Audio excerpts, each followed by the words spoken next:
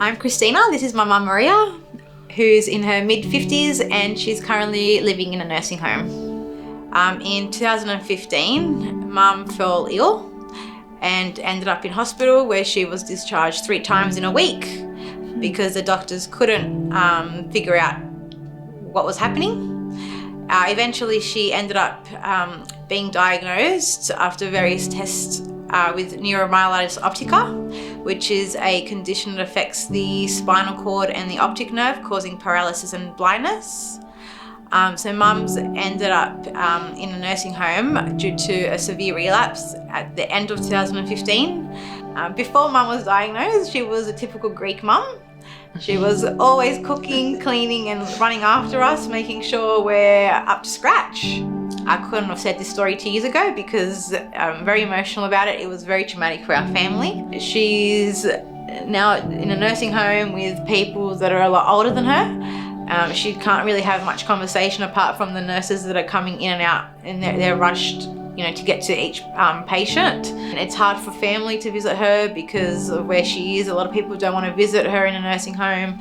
And she's become a grandmother to her first grandchild 9 months ago.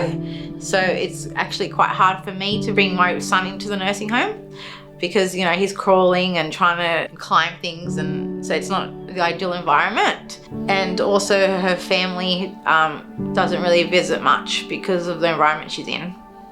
Mum is immunosuppressed, which means that if she gets sick, then it debilitates her, so she might not be able to move her limbs, making it very difficult for her.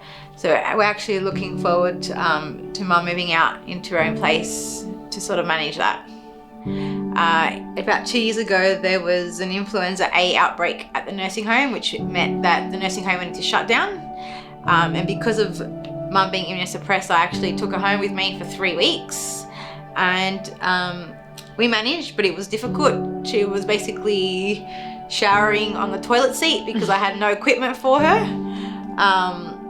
She didn't have a hospital bed, so that was quite hard getting her in and out of bed and getting her dressed.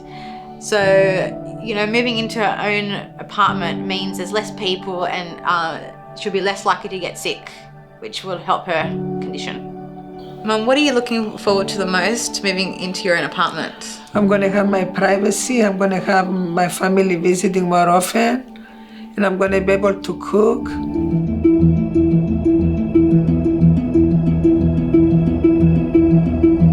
Mum's transition from the nursing home to the apartment has been amazing. She's a completely different person. She's gone from being in a room with 4 other people to having her own apartment, which means that she has been able to have a lot more people visit. People from overseas have come to see her, and she has become very independent. She is cooking, cleaning, and she makes sure that none of us do that. So yeah, it's been fantastic. We've got our old mum back. She's gone from being in a nursing home into her own apartment, and it's been fantastic for our whole family. On a personal level, it's been great having mum in her own apartment because it means that we can now visit her, and we've stayed all day.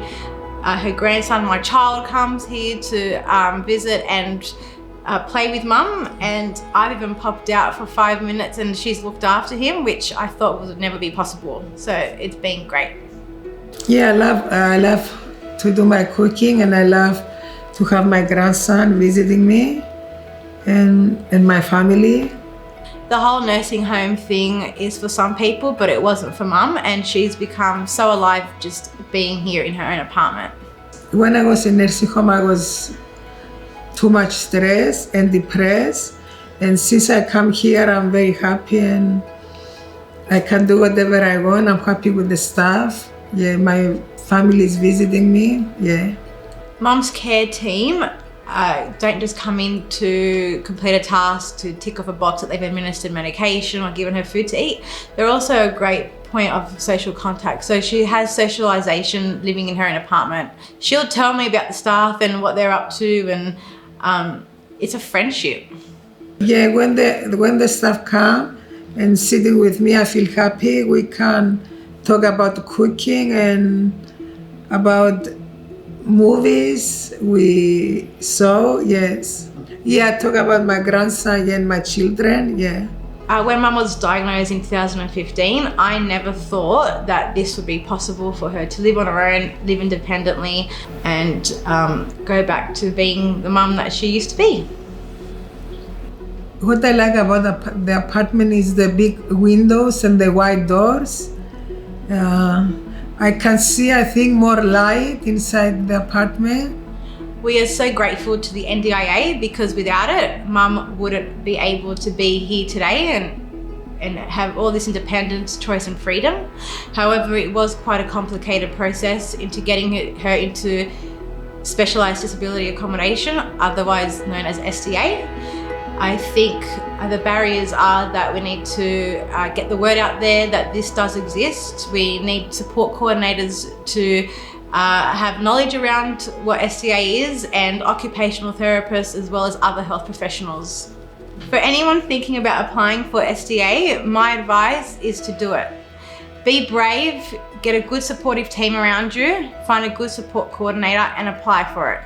It has been such a life-changing experience, not only for Mum, but for her family and her whole support network.